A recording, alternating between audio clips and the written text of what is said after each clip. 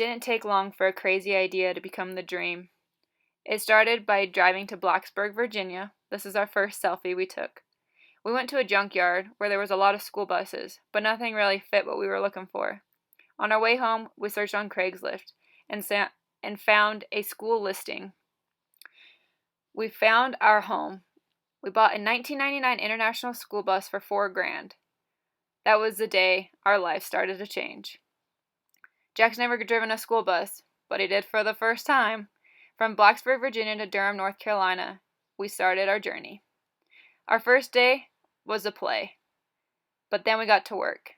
We took out the seats, which was the first hard project that we did. It was quite the challenge. I was underneath the bus while Jack was drilling out the top. One had to hold the drill and one had to hold some tool that was underneath. It was hard. We got super dirty, but in the end, it was worth the long, hard work.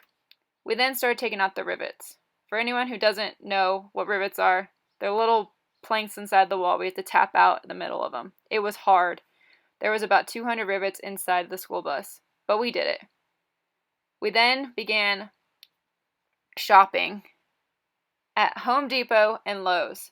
Can't tell you how many times we stopped. It was unbelievable the money we spent, but it was worth it. We then put a coat of sealant down. It's a waterproof sealant that helps the floor. And then, after that, we started to lay down our foundation. The foundation is just a wood plank before you put the floor down. It's not too difficult, but it definitely is worth the while. We then began taking out all the windows. We didn't save many windows, but we do have a couple.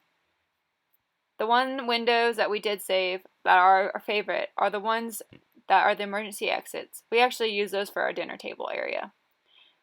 Jack took out most of the windows and then replaced them with sheet metal.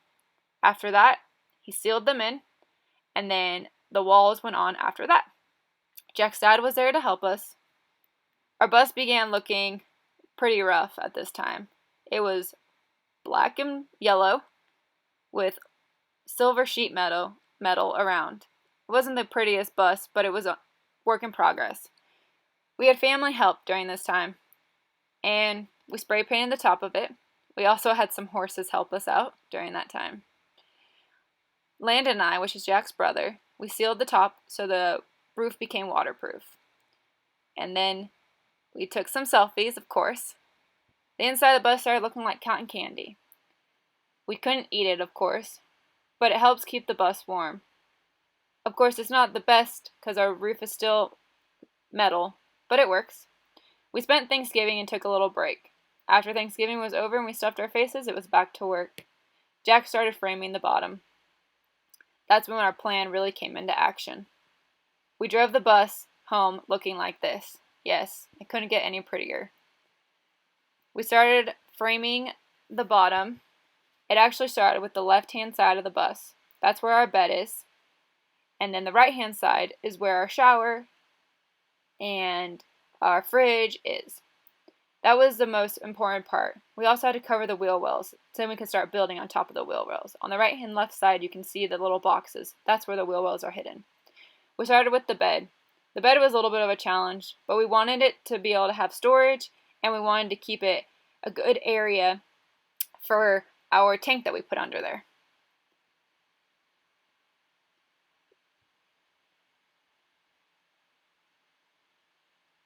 Jack started with the electrical. He had no prior knowledge other than YouTube.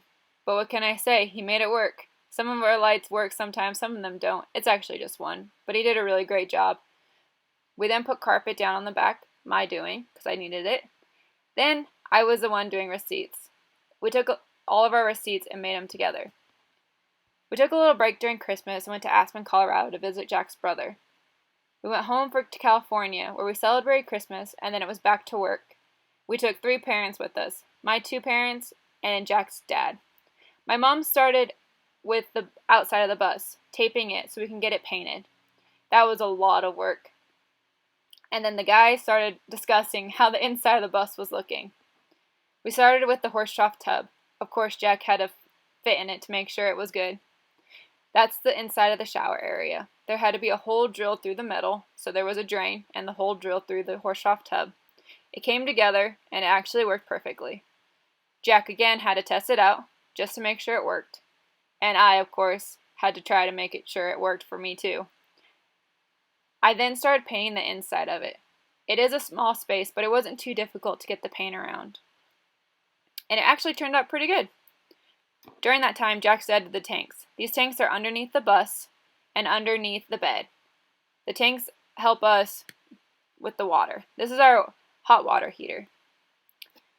Once all that was completed, we started with the cabinets. Oh man, the cabinets. What a fun project. So we bought these cabinets. It took us about 8 hours in Lowe's, but we finally found out which ones we wanted. We got the top covered, and then we started putting in the sink. Now that was a pretty good project, not gonna lie. And no, it's not even, but it works. My mom and I decided to do the stairs during that time. We're pretty good at them, I'm not gonna lie. And then we did the area where Jack puts his feet. He wanted carpet to make it warm. We also played a little. Of course, the toilet's not inside the living room. And of course, I'm just always laughing at him. We then took the bus to get painted. We had some awesome painters who didn't charge us too much to get this bad boy painted. We took a yellow school bus and transformed it to a white one. The white was the cheapest paint we could find, and it worked out perfectly. We had a white school bus, and we were in love. And then Jack had to crunch time. No one else was there but him to do the bus. He had to finish it all on his own. He started with doing the air conditioner, which is where the emergency exit used to be, but it's a perfect location for it. He did the breaker box, fully equipped, and it works. Then we started the sink. The sink is a challenge. It's one of those hardest places to put a sink, but it works. It pops out in the back of the bed where my feet normally go. But in the end, it truly works out, and I couldn't be more happier with the way this bathroom is turning out. I painted the cabinets a lot. They had so many different colors and so many different shades that I had to repaint it a couple of times, but it worked out. We put it in our fridge, and no, we didn't have any metal or wood areas for the fridge, but it's okay. We figured out how to make a cool cover for them. We also put carpet on the left-hand side. Jack's grandma gave us flooring, but we ended up not having enough, so we went to a store where they were selling some for pretty cheap, and we loved the color, so we made it the color that we wanted. We started getting more and more pieces together. All the cabinets were in, and our framing the windows started. We also had to paint those, which was pretty difficult too, to not get paint on the walls. These are the windows I was talking about, the emergency exit right next to our table. Pretty awesome for the views that we get. Jack put in the door. Yes, he put in the door and cut it inside. I was pretty terrified by the dirtiness, but it was okay. Then our bus was almost finished. Baseball was about to start. And on February 21st, our home is complete. We finished it in 90 days, which was pretty much a miracle. We had to crunch time to get it done before baseball, and of course everything was not completed, but it was to the best of our ability. We couldn't be more happier with what we ended up with. We moved to Florida with the bus. We've been able to cook in it and live in it the way we want to. We've been able to decorate the outside and enjoy the nice breezes. We've had some difficulty along the way, of course. Nothing's ever perfect. But we roll with the punches, of course. My parents have come out and helped fix some of the things. We've had a leak in the door. I've always been in charge. But at the end of the day, it works out. We've done a lot of renovations to the bus. We have made a new door. We took out the bus doors, which weren't that great, but we wanted them out for more security. We took those out, and Jack made a brand new door for us. It's beautiful. I cannot be more happier with the look on that door. The top part will soon open by itself, so it's like a little farm door. We haven't lived in the bus too long, but it has been more than what we imagined. A lot of people caught our attention, and we've been able to do a lot of great interviews. We redesigned the school bus during the COVID-19, and it became our home. Here is the bus. Ta-da! Ta-da! We've got a heater right here in the front. Maddie will guide us through the rest of the bus. This is our couch, which goes right next to the TV where we play Xbox and stuff. Come this way. Turn on the light. This is our air conditioner. Kitchen. We have running water. Very good power. We have a 3 stovetop burner. This is our table where we keep our clothes down there. The other side is cabinets. We keep clothes in here. This is our fridge, which has a freezer and refrigerator.